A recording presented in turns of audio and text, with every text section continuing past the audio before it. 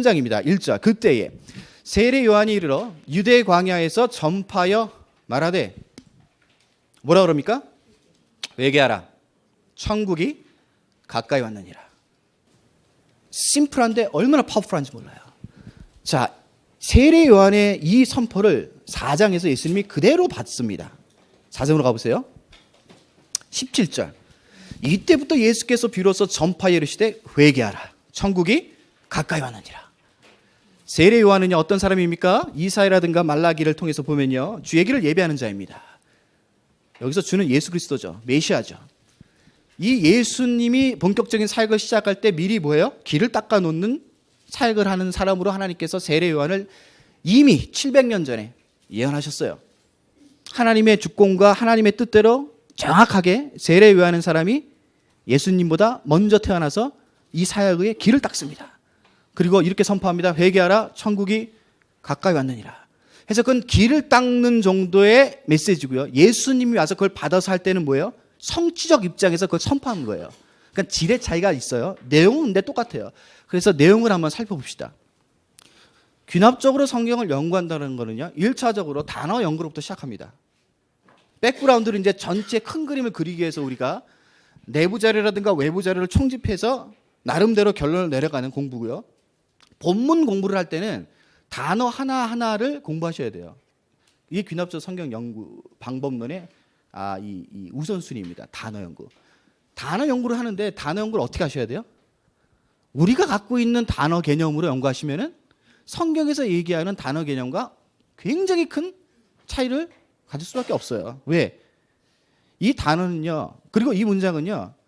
구약은 히브리어로 써 있고요. 신약은 헬라어로 써 있어요. 같은 단어라도요. 의미 전달이라든가 그 안에 담겨 있는 함의가 달라요. 비슷한 것도 있지만 종류가 다를 수도 있고 강조점이 다를 수 있단 말이야. 그러니까 그 단어가 무엇을 지칭하는지를 알지 못하면요. 다 우리식대로 생각하죠. 우리식대로. 첫 번째부터 볼게요. 회개하라. 회개가 뭐예요?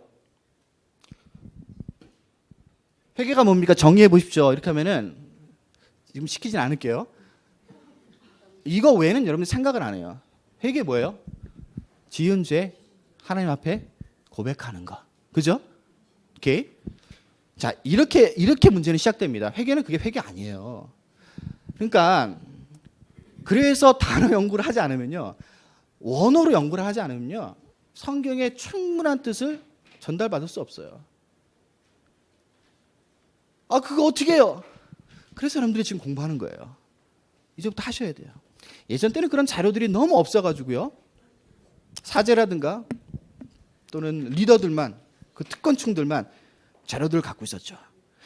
근데 그 자료가 힘이기 때문에 약간 탐욕을 부리면요. 얼마든지 자기 기득권과 공익이 아닌 사익의 목적에서 그걸 남용할 수 있어요. 근데 지금 시대는 그런 시대가 아니죠. 예전보다 훨씬 좋아졌죠. 어떤 면에서? 자료 면에서. 여러분들이 조금만 노력하면요. 얼마든지 좋은 자료들을 가지고 성경을 제대로 공부할 수 있습니다. 저희 학교는 그렇게 하시라고 동기부여를 하는 학교예요. 보세요. 회개는 지은 죄가 있습니다. 율법적으로, 도덕적으로, 양심적으로 죄를 졌어요. 실수했습니다. 내가 이런 행동, 이런 행사를 했기 때문에 제가 잘못한 것을 인정합니다. 용서해 주세요. 끝. 그게 아니라 회개는요. 헬라어로 메타노에오입니다. 메타노에오. 두 가지 뜻이 있는데요. 마음을 바꾸다. 회심하다. 그런 뜻이에요. 여기서 마음은요. 우리의 감정에 속하는 heart의 부분이 아니라 minds예요. 세계관, 가치관. 이거를 언약적 의미에서 크게 풀면요. 이겁니다. 회개란 내가 그동안 갖고 있었던 가치관과 세계관과 인생관과 신관과 존재관과 이 모든 나라는 한 사람의 존재를 자아내고 만들어내고 그 과정 가운데 지금 나를 있게 한 그 모든 것, 그게 무엇이 됐던 그 영역이 돈이 됐던 자본이 됐던 경제가 됐던 문화가 됐던 학문이 됐던 가족이 됐던 회사가 됐던 일이 됐던 관계가 됐던 교회가 됐던 공동체가 됐던 뭐가 됐던 그 내 전인격을 지금까지 만들어 온 그 모든 것으로부터 뭐 하는 거예요? 바꾸는 거예요. 이걸 트랜스포메이션 이렇게 얘기하죠. 변화받는 거예요. 그래서 그 모든 가치와 모든 세계관, 그 마인드를 어디로? 보이지 않는 하나님의 나라의 세계로 전향하는 거예요. 이게 회개예요. 자, 이게 뭐가 다르냐? 이렇게 다르죠. 여러분들이 율법이라든가 도덕이라든가 관습이라든가 예의라든가 지금까지 여러분들의 양심 가운데 또는 학습과 부모와 교회와 학교와 인생과 회사와 동료와 친구들이 가르쳐주고 이 사회가 그렇다라고 정해놓은 어떤 일련의 법칙들이 있죠. 그 법칙을 어기면 우리 가운데 기본적인 양심이 침해를 받아요. 그러면 그것을 우리는 죄로 인식하고 우리 가운데 죄의식이 들어오고, 그죠? 그래서 그것이 죄라고 스스로 판단되면은 하나님 앞에 나가서 제가 잘못했습니다, 용서해 주세요 라는 것으로 회개 인식을 다 해요. 제 말이 맞죠? 자, 그러면 그렇지 않은 다른 영역 쪽에서는 여러분들 회개할 수 있어요, 없어요? 없죠. 내가 인식이 안 되니까. 그러면 여러분들이 알고 있는 죄의 분류와 범주가 성경에서 얘기하는 것과 100% 일치해요? 아니죠. 그럼 여러분들이 그런 식으로 회개했으니까 난 회개했어라고 끝나면은 그것이 진정으로 하나님 입장에서 보이지 않는 세계에서 회개라고 얘기할 수 있어요? 아닌 거예요. 그건 여러분들이 스스로 만들어놓은 회개예요. 그죠? 세대에 따라서 시대에 따라서 어떤 것은 죄가 되고 어떤 것은 죄가 안 되기도 해요. 제가 말씀드린 그 부분은 성경의 절대 진리에 입각해서 오늘날 사회가 통념화시키고 법제화시킨 것에 결론적 해석이 아니라 성경은 이렇게 가고 있는데 법을 만들어내고 규칙을 만들어내는 자들은 자연인들이기 때문에 성경을 근거로 해서 이런 짓을 하고 이런 행동을 하면 죄다라고 만들 실력이 없다라는 거야. 그러니까 그거는 신적, 그러니까 하나님 측면에서 율법 내지 하나님 측면에서 이런 건 죄고 이런 건 하나님 나라를 대적하는 거야라고 하나님께서 이미 정하신 보이지 않는 세계의 핵심과 진실과 진리가 있는데 자연인과 죄인은 이 부분을 보지 못하므로 자기네들의 경험에 의해서 사회적 통념과 관습과 전해놓은 전통에서 그것을 따로 만들어낸다는 거죠. 여러분들은 지금까지 살아오면서 어디에 영향을 가장 많이 받았겠어요? 당연히 이쪽이에요. 그죠? 보이지 않는 세계 하나님께서 이렇게 정해놓으신 이것은 죄야라는 부분에 물론 예수를 믿고 나서는 어느 정도 이런 거다 깨달음이 있지만 비율로 따지면요, 경험으로 따지면 이쪽이 훨씬 많단 말이야. 그죠? 그러면요, 그것이 진짜 죄인지 또는 그것이 죄가 아닌데 진짜 죄가 될 수 있고 죄인데 진짜 죄가 안 될 수도 있는 경향이 얼마나 많겠어요, 이쪽에. 보이지 않는 세계에서 보면은. 이해되시죠? 그렇기 때문에 여러분들이 살면서 행동으로 물론 생각으로 또는 마음으로 죄를 딱 졌을 때 아이고 내가 죄졌구나, 용서해 주세요. 예수 그리스도의 보혈과 십자가로 용서해 주십시오. 용서해 줬다고 하나님께서 말씀하셨죠? 아멘. 저는 깨끗했습니다. 그 다음에 또 져요. 또 져. 또 그런 반응을 해. 또 져. 또 그런 반응해. 또 져. 또 그런 반응해. 그게 아니라 여러분들의 지금까지 살았던 모든 방향성을 완전히 통째로 바꿔버려야 돼요. 그래서 죄는요, 법령을 어기는 것이 아니라 규칙을 깨는 게 아니라 죄는 하나님의 신뢰를 브레이크시키는 거예요. 이게 보이지 않는 세계에서 얘기하는 회개하라는 선포적 의미예요. 회개라는 게 내가 어저께 부모님 말씀 안 들은 죄를 회개해야지. 어저께 SBS 강의를 들으면서 강사님 욕한 거 회개해야지. 물론 살아가면서 우리의 양심이라든가 어떤 신앙적 부분에서 성령께서 그런 부분을 터치하십니다. 그게 없다는 얘기가 아니에요. 그런데 그건요, 이쪽으로 내 전인격과 내 전 영역성이 틀어진 후에 성령께서 내게 주시는 것이 하나님과의 신뢰 관계에서 어떻게 작동하고 있는가에 따라 하나님 앞에 갖고 나가는 거지, 이것과 상관없이 내가 갖고 있는 죄의 리스트에 딱딱 해당될 때 하나님 죄졌습니다, 용서해주세요. 죄졌습니다, 용서해주세요. 이게 아니라는 얘기예요. 그러니까 지금까지 해왔던 식으로 회개하시면 안 돼요. 내가 어떤 액션을 한 거 그거 하나에 집착하지 마시라는 거예요. 여러분들의 존재를 보세요. 여러분들의 존재. 그래서 보세요. 구약의 10계명은요, 정해놓죠. 딱 정해놔요. 그리고 그것이 사회적 통념과 관습화가 돼가지고 또 여러 법으로 나눠집니다. 완전치 못해요, 아직까지는. 근데 예수님이 오셔서 마태복음 5장 8복 후에 십계명을 재해석하세요. 근데 그 십계명의 재해석의 법을 보면요, 구약 때 십계명하고 상대가 안 돼요. 물론 원리는 같습니다. 근데 해석이 상대가 안 돼요. 한 가지 예가 뭐예요? 옛말에 너희는 간음하지 말아라 라고 했지만 나는 말하노라. 여자를 보고 한 번이라도 음욕을 품은 자는 간음한 거다. 자, 보세요. 이게 아까 얘기한 거예요. 바리새인들과 율법이라든가 규칙에 얽매여 있는 사람들, 회개가 뭔지 잘 모르는 사람들에게 있어서 그들이 생각하는 회개라는 것은 내가 실제적으로 육체를 동원해서 상대방을 간음하지 않으면 간음하지 않은 거예요. 그러면 그들의 입장에서 보면 나는 의인이에요, 죄인이에요? 나는 의인이지. 왜? 간음죄를 저지른 적이 없기 때문에. 근데 상상과 머리와 양심 가운데서는 자기가 생각하는 아름다운 여자 볼 때 남자들, 여자도 마찬가지일 거예요. 간음을 하는 상상과 그런 어떤 유의를 스스로 즐기겠어요, 안 즐기겠어요? 그 통계학적으로 이거를 심리학자가 통계를 낸 게 있어요. 근데 이게 진짜인지 아닌지 모르겠는데 자연인을 근거로 해서 남자는요 3분마다 여자와 동침하거나 간음하는 상상을 한대요. 3분마다. 평균적으로 3분마다. 아니 그러니까 여러분들은 이제 우리 교회와 예수 그리스도 안에서 또 이 경건의 삶을 누리니까 그게 그러지만 통계적으로 냈더니 진짜 그렇대요. 그러니까 실험을 수년간 했겠죠. 그러니까 평균 남자들은 3분마다 짐승 그럴 수 있죠. 맞습니다. 근데 예수님이 그렇게 얘기했죠. 간음하지 말라고 했지만 음욕을 한 번 품으면 간음한 거랑 똑같아. 그게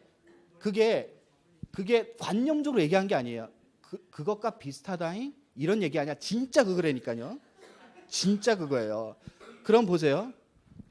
3분 그럴 수 있죠. 그럼 30분 합시다. 하루에 한 번 합시다. 이틀에 한 번 합시다. 한 달에 한 번 합시다.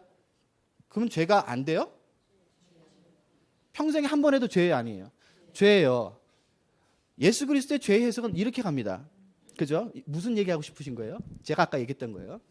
내가 정해놓은 죄의 리스트에 걸릴 때마다 하나님이 용서해 주세요. 그게 회개가 아니라 내가 죄인, 나는 죄의 성향 가운데 살아갈 수밖에 없는 죄의 덩어리여 존재라는 것을 인식하셔야 돼요. 그게 중요한 거예요. 그래서 여러분들 착각하지 마세요. 나는 죄진 게 없는데 왜 껄쩍지근하지? 그게 바로 죄를 율법화 시켰기 때문에 그래요. 여러분들이 죄로 인식하는 그 모든 프로세스와 메커니즘이 여전히 율법적이기 때문에 그래요. 우리는 죄를 안 져서 괜찮아. 이게 아니라 우리는 의를 행할 수도 없어. 이렇게 가는 게 성경이 얘기하는 회개하라는 핵심이에요. 그러니까 이거는 누구나 다 해당돼요. 누구나 다. 그러니까 뭐 하지 말아라 그래요? 남을 정죄하지 마. 네 눈에 있는 들보는 못 보면서 뭡니까? 상대방에 있는 티끌은 그렇게 집중해서 보느냐? 이게 우리는 죄인이라는 존재력 정의예요. 신약은 그렇게 풀어갑니다. 원래 구약에서도 하나님이 그런 의도로 주셨어요. 근데 메시아가 오기까지는 그것이 정확하게 드러나지는 않죠. 예수가 오셔서 그거를 말씀으로 다 풀어주시잖아요. 회개는 이거예요. 회개하라. 지은 죄 내가 목록화하고 리스트한 것들이 또 생각나서 하나님 잘못했습니다. 용서해 주셔서 눈물 고물 짜고 감정이 복받쳐 오르고 막 이러면서 하나님이 용서해 줬다라는 어떤 음성이 들으면 와 짠하고 그래가지고 야 나는 이제 새롭게 됐어. 그런 게 아니란 말이야. 그런 경험이 나쁘다 하지 말라는 얘기는 아니에요. 물론 오해하지 마세요. 근데 그거로만 인식하면 성경에서 회개하라는 것하고 굉장히 동떨어진 자기 의의를 확인하기 위한 수단으로서의 회개예요. 지금 회개라는 것은 수단이 아니라 존재력적 회개를 얘기하는 거예요. 너희는 의로운 선한 행동을 할 수 없는 존재야. 그러니까 누가 열받아요? 바리새인이 열받죠. 왜요? 자기네들이 정해놓은 수천 가지의 죄의 리스트를 매일 꼼꼼하게 체크하면서 나는 잘 지켰으니까 의인이고 너는 못 지켰으니까 죄인이야. 나는 천국 가고 너는 지옥 가야 돼. 메시아가 오시면 우리를 칭찬하고 우리의 명성을 높여주고 우리를 통해서 유대의 독립과 이스라엘의 독립을 일궈 가실 거야 라는 메시아상을 갖고 있는 거예요. 그걸 예수님 모를 리 없죠. 그러니까 바리새인 만날 때마다 부닥치는 거지. 이해를 못하는 거예요. 바리새인들이. 여러분들도 이해를 못하는 거예요. 이 부분에 대해서 성령의 음성과 진리의 말씀에 대해서 잘 확인하십시오. 분명하게 예수 그리스도의 가르침이 어느 지점을 향해서 달려가고 있는지 SBS를 통해서라도 여러분들이 잘 정리하세요. 이 개념 정리가 너무너무 중요합니다. 회개하라. 이제 아셨죠? 회개하라. 본인이 정해놓은 리스트를 갖고 자기를 판단하거나 남을 판단하지 마세요. 그럼 자기를 올가매는 거예요. 오해하지 마세요. 그러면 그런 법질서라든가 규칙이라든가 를 무시하라. 그런 얘기 아니에요. 잘 지키십시오. 나라의 법을 존중하세요. 그에 대해서 최대한 성실히 그 질서들을 지켜나가십시오. 하지만 그거 한다고 해서 여러분들이 의인이 되거나 그걸 잘했다고 해서 죄를 안 저지르는 게 아니라는 거예요. 그 정도 수준이 아니라는 건 우리는 무법한 자가 아니라 초법한 자죠. 법을 무시하는 자가 아니라 세상에 보이는 법을 초월한 자예요. 지키고도 남은 뿐만 아니라 그 사람들이 지킬 수 없는 영역, 즉 보이지 않는 세계에서 펼쳐지는 죄의 부분과 싸우는 의의 병기로서 하나님께서 교회와 여러분들을 택하셨다라는 이 진리 앞에 서셔야 돼요.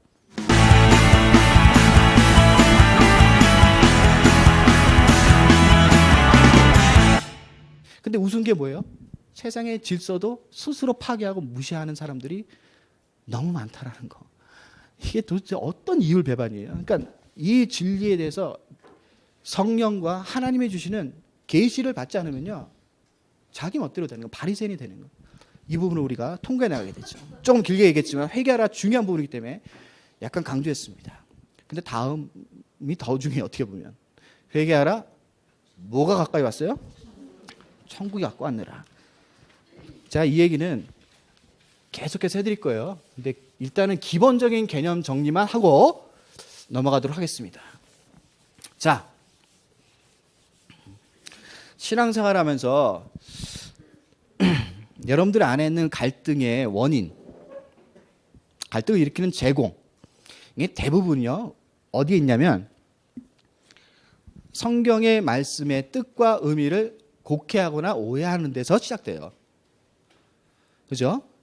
그래서 이런 식으로 차근차근 꼼꼼히 성경을 다시 되짚어보는 게 신앙생활에 얼마나 큰 유익인지 몰라요. 그거 자체가 여러분들 분명히 변화를 일으킵니다. 이거를 지식을 쌓는다는 수준으로 생각하시면 큰 오산이에요. 여러분들이 진리를 깨닫게 되고 여러분들이 그 진리가 우리 마음 가운데 내재화되고 레마되면요, 여러분들의 의지를 통해서 나는 변화받아야지 그런 게 아니라 진리가 여러분을 변화시키는 거예요. 우리는 이 원칙에 따라서 함께 나누는 수준 정도예요. 나머지는 성령께서 진리를 통해 하실 겁니다. 그 믿음을 잊지 마세요. 근데 문제는 뭐예요? 바로 이 부분이죠. 어떤 부분? 개념 정리가 안 돼 있어. 크게 두 가지인데, 크게 두 가지. 특별히 한국교회 분들의 이 성도님들이 잘못 알고 있는 두 가지인데, 이 두 가지가 성경에서 어떻게 보면 제일 중요해요.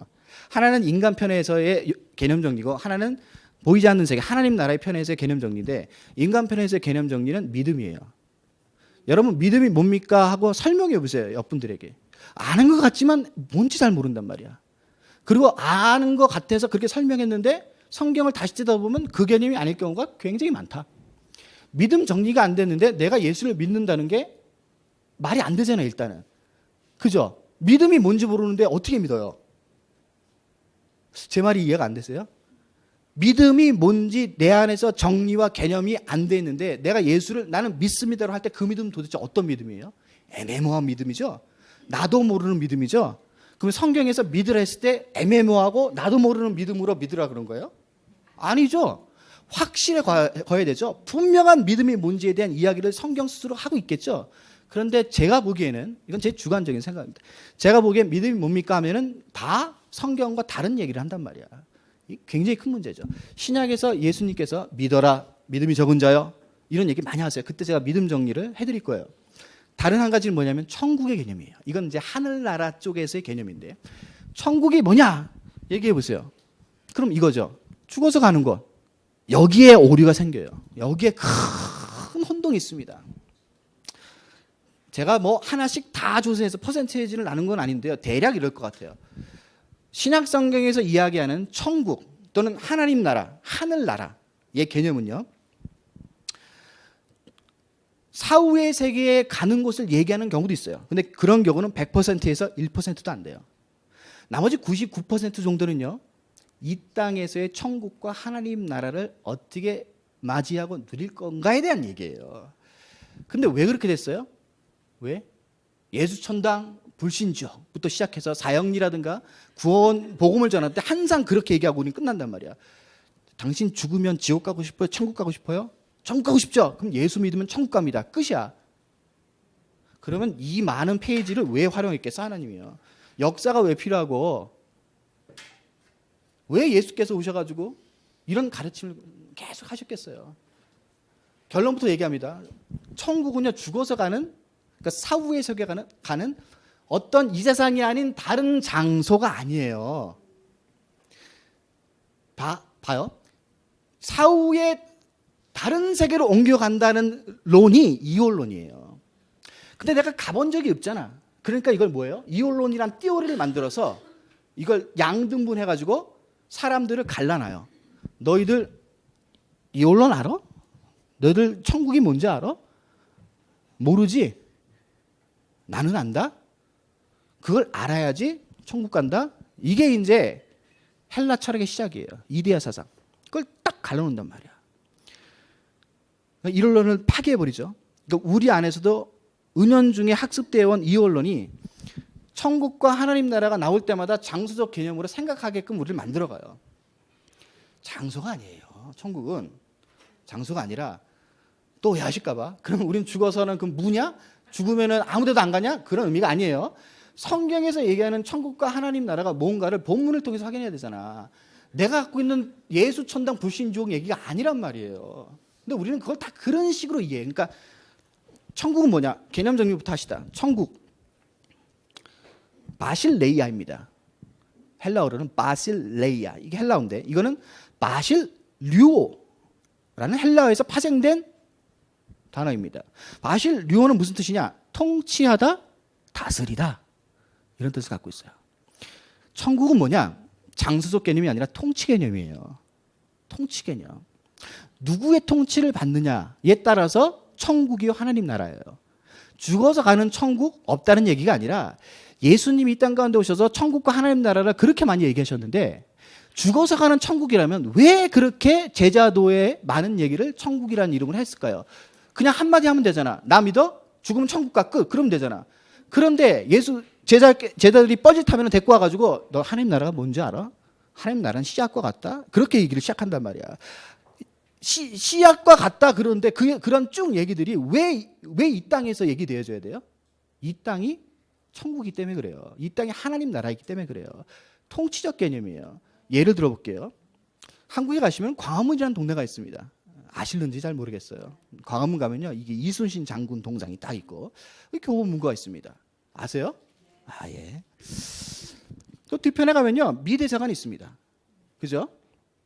지금은 이제 전자여권이라 그래서 무비자가 나왔지만 예전 때 미국에 오려면요, 새벽같이 그 미대사관에 줄 서가지고 2시간, 3시간 기다려야 되고 막 그래야 돼요. 자 보세요. 질문 드려볼게요. 광화문 땅에 있는 미 대사관은 영토적으로 한국 땅입니까? 미국 땅입니까?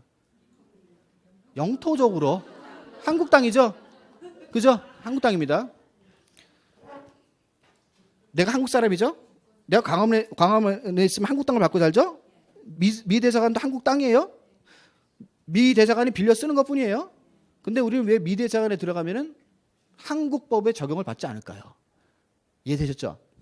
영화를 보다 보면요, 이 스파이라든가 이 첩보 정지 이런 거 보면요, 또 전쟁 이런 거 보면 다른 나라에서 미국 군사들이라든가 이 미국 간첩이라든가 이런 친구들이 막 격투를 벌이다가 위험에 몰리면 어디 찾아가요? 미대사관. 막 그냥 차 타고 미대사관 막 뒤에서는 막 총 쏘고 이걸 잡아야 돼. 이 친구들 둘 다 아는 거야. 미대사관 가기 전까지는 이 친구가 적으로부터 죽어도 미국에서 할 말이 없어. 근데 미대사관 문을 통과하면은 그 다음부터 올스탑이야. 아무것도 할 수 없어. 탱크와 무슨 뭐 비행기 다 갖고 와도요, 공격을 할 수 없어요. 왜? 미대사관이 있는 곳은 영토적으로는 그 나라 땅이지만 미대사관의 문에 들어서는 순간 법적으로는 누구 법을 적용받아요? 미국 법을 적용받아. 통치법이란 말이야. 그래서 만약에 미대사 간에 폭격을 가하거나 총알을 맞섰다. 그럼 뭐야? 전쟁이지 이제. 그래서 미대사 간의 문에 싹 들어가면은 그냥 거의 지옥에서 천국 가는 거랑 똑같아요. 광화문에 있는 미대사관도요. 땅은 영토는 한국 거지만 미대사관에 발을 들여놓는 순간 이명박 대통령의 도장이 필요한 게 아니라 오바마 대통령의 도장이 필요해요. 무슨 말이에요? In the world. 우리가 땅 안에 살지만 우리는 누굴 통치를 받아요? 하나님과 예수 그리스도의 통치를 받죠. 이 개념이에요. 아까 제가 그렇게 설명드렸죠. 보이는 세계와 보이지 않는 세계. 이것과 똑같은 거예요. 그래서 이거를 1월널이다 이렇게 얘기하는 거예요. 이 땅에 살지만 이 땅의 통치를 받지 않습니다. 하나님 나라의 통치를 받아요. 그게 천국이에요. 그런데 이게 마태복음에서는 그걸 천국 또는 하늘나라 이렇게 번역했어요. 번역이 아니라 원래 그렇게 썼어요. 마태가. 왜 그러냐면 마가 누가는요 다 하나님 나라예요. 하나님의 나라. The kingdom of God. 근데 마태는 The kingdom of heaven. 이게 헷갈린 거야. 우리 한국 사람이라든가 샤머니즘 이런 쪽에 이렇게 이 사장을 많이 받은 사람은요 천국 이러면요 다 파라다이스 극락을 생각한단 말이야. 그러니까 여기가 아닌 죽어서 가는 다른 장소. 우리의 세계관 가운데 그게 있으니까 천국 그러면 그냥 볼 것도 없어. 본문 내용을 살펴보지도 않는단 말이야. 앞뒤 안 보고 무슨 말씀하는지 상관없이 천국 가면 죽어서 가는 곳이지. 죽어서 가는 곳이 끝이야. 여기에 문제가 있는 거예요. 그러니까 근데 왜 그랬냐? 그러면 왜 마태는 하나님 나라고 안 그랬냐? 왜 그랬겠어요? 유대인들은요. 하나님, 야훼, 여호와라는 말을 입으로 하거나 글로 쓰는 것을 굉장히 꺼려합니다. 너무 경건한 하나님의 이름이기 때문에. 그래서 구약도요 야훼, 여호와라고 우리나라 한국 성경 번역했지만 원래 히브리 성경 보면 다 아도나이로 돼 있어요. 주로 써요. 주 히브리어로. 야훼라고 직접 쓰지 않아요. 근데 그건 야훼를 뜻하는 거예요. 그래서 우리는 그걸 그냥 받아서 여호와 내지 야훼라고 쓰는 거죠. 그죠? 이 차이점이 있는 거야. 그러니까 이게 원독자가 누가? 유대인이란 말이야. 원독자가. 그러니까 마태가 글을 쓸 때 The kingdom of 야훼 쓰면 안 된다는 거야. 그래서 굳이 보면은 하나님을 우리가 나누자면 땅의 하나님이 아니라 하늘의 하나님의 개념이 그 친구들이 있고 모든 사람에게 있잖아요. 신 그러면 다 일단 하늘 쪽에 대한 공간적 개념을 생각한단 말이에요. 그 이해를 암묵적으로 동의하기 때문에 마태는 어떤 단어를 빌려 썼다? 하늘이란 단어를 빌려 쓴 거예요. 그래서 The kingdom of heaven 이렇게 쓴 거야. 그 말이 누가와 마가복음으로 가면요. 원독자가 이방인들이 대부분이기 때문에 하나님으로 써도 돼요. 그래서 헬라어를 그냥 하나님, 주 이렇게 씁니다. 이 차이점이 있는 거예요. 그래서 마태는 천국이라 쓴 거고 누가 마가는 하나님 나라 이렇게 쓴 거예요. 그러니까 근데 개념은 어떻게 해요? 어때요? 똑같아요. 아셨죠? 천국이라는 단어 때문에 방해를 받으면 그냥 하나님 나라로 하세요. 그럼 이렇게 보죠. 회개하라. 하나님 나라가 가까이 왔느니라. 아무런 문제 없습니다. 하나님 나라예요. 결론 내리겠습니다. 천국과 하나님 나라는 장소 개념이다? 통치 개념이에요. 통치 개념. 그러면 보세요. 여러분들 이게 만약에 장소 개념이라 한다면 여러분들이 얼마나 성경을 날로 읽는지 몰라요. 이 한 문장 읽어보세요. 이게 말이 안 돼요. 장소 개념이면. 보세요. 회개하라. 천국이 가까이 왔느니라. 완료형이죠. 왔느니라. 올 것이다. 그게 아니라 왔느니라죠. 온 거예요. 자, 그러면 천국이 왔으면 그게 천국이 장소라면 그게 무슨 말이에요 도대체? 내가 지금 여기서 천국이 왔대. 그럼 나는 지금 천국에 사는 거야? 장소라는 천국 장소에 살아요? 세상이란 장소에 살아요? 제 질문 자체가 틀렸다는 얘기예요. 말이 안 돼요. 천국이 왔느니라? 그럼 하늘에 있는 천국이라는 킹덤이라는 영토적 나라가 이 땅에 온 거예요? 말이 안 되잖아. 그죠? 그러니까 그건 지리적 개념이 아니라니까. 영토적 개념이 아니에요. 천국은. 통치의 개념이에요. 회개하라. 천국이 가까이 왔느니라. 완료형이죠? 답을 내리겠습니다. 천국은 뭘 가리켜요? 하나님 나라죠. 또 하나님 나라는 또 뭘 가리켜요? 예수예요. 천국과 하나님 나라의 본연체는 예수예요. 누가복음 가서 사도행전 가서 서신서 가서 제가 그 얘기를 다 해드릴 거예요. 천국과 하나님 나라와 예수는 동일어예요. 거기에 나타나는 현상과 보는 측면에서의 각도의 다름이 존재합니다. 그런 것들을 우리가 다시 그 성경 본문이 뭐라고 얘기하느냐에 따라서 얘기해 드릴 거예요. 하지만 기초적 근거, 그 파운데이션 개념은 똑같아요. 천국, 하나님 나라, 예수. 예수가 오셔서 누굴 증거하셨어요? 자기를 증거하신 거예요. 회개하라 천국이 가까이 왔느니라 오신 거잖아요. 누가? 예수가. 그래서 예수가 이 땅 가운데는 요한복음에서 뭐가 내려오셨다 그래요? 말씀이 내려오셨다 그러죠.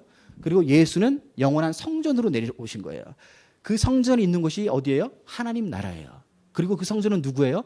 예수예요. 이게 일원론이에요. 이 일원론에 대한 분명한 개념 정리가 안 되면요, 그 다음부터는 성경이 굉장히 어려워져요. 그리고 보이는 세계의 관점에서만 해석을 한단 말이야. 그럼 계속 충돌이 일으키는 거예요. 어떤 충돌? 하나님은 이렇게 말씀하셨는데 왜 나한테 안 비춰주시고 안 들어주세요? 하나님은 그렇게 말씀 안 하셨기 때문에 그래요. 여기에 문제가 있어요. 그러니까 신앙은요, 성경을 어떻게 해석하고 어떻게 이해하느냐로 시작해요. 종교적 행사를 많이 하는 거는 아무런 상관이 없어요. 상관은 이렇게 있습니다. 성경의 뜻을 제대로, 하나님의 뜻과 메시지를 제대로 알면요, 그 다음에 우리가 하는 모든 행동들은요, 이것과 일원론적으로 연결되어 있죠. 그런데 성경의 뜻과 메시지와 하나님의 마음을 모르는 상태에서 행사를 하면요, 다 종교로 빠져요. 그리고 그렇게 빠져있기 때문에 하나님에 대한 왜곡된 시각과 잘못된 시각을 자꾸 하나님 앞에 푸시한단 말이야. 근데 하나님은, 야, 나 그렇게 말한 적 없어. 나는 진리에 따라서 움직이는 신인데 너는 이상한 거 갖다 붙이면서 나한테 요구한다. 내가 들어줄 수가 없다. 만약 들어주면 하나님은 뭐가 돼요? 우상이 되는 거죠. 이 메커니즘을 잘 이해하셔야 돼요. 그래서 신앙생활하면 그냥 예수 믿고 열심히 그냥 교회 잘 다니고 그러면 되지. 그것만큼 무식한 말이 없어요. 말씀을 모르면서 신앙생활 한다는 것 자체가 말이 안 돼요. 일단 말이 안 된다니까. 기독교 신앙은 그런 식으로 하는 게 아니야. 다른 종교는 다 가능해요, 그게. 왜? 다른 종교의 목표는 어디에 있어요? 자기 의에 있거든. 자기 선에 있거든. 그래서 자기가 뭐가 되는 거야? 신이 되는 거거든. 그러니까 자기의 뜻이 신의 뜻이 되도록 맞춰가는 게 타 종교의 목적이에요. 불교든 유교든 무슨 교든 상관없어요. 그렇게 신이 되는 과정 가운데 내 실력이 모자르면 다른 신 끄집어 들어서 좀 빌려줘 해서 가는 거예요. 그거는 다른 종교예요. 근데 예수도 그렇게 섬긴다는 거야. 누가? 마태 공동체가. 누가? 여러분들이. 내가. 왜 그러냐? 문제는 하나예요. 말씀과 진리가 우리 가운데 계셔야 되지 않아서 그래요. 이게 계셔야 되지 않으면 아까 얘기했죠. 내가 정해놓은 목록과 리스트를 가지고 하나님께서 이렇게 하셨다라고 우기는 거야. 그러니까 얼마나 어려워. 하나님도 어렵고 여러분도 어렵고 다 어려운 거야. 이 어려움의 갭을 좁혀나가는 것을 성경은 뭐라 한다? 자유다 이렇게 얘기하는 거죠. 그래서 요한복음에서 예수께서 어떻게 말씀하셨어요? 진리가 너를 자유케 한다. 이렇게 얘기했잖아요. 종교생활에 너희를 자유케 한다? No. 너의 의가 너를 자유케 한다? 그런 적 없죠.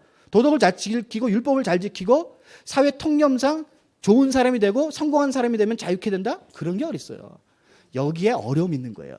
진리가 나를 자유케 하는 것에 대해서 열려있지 않고 사회가 가지고 있는 자유에서 빠져버리니까 하나님께 뭘 구해요? 하나님, 사회와 세상이 원하는 자유를 얻기 위해서 하나님의 힘이 필요합니다. 이렇게 해서 종교생활을 하는 거예요.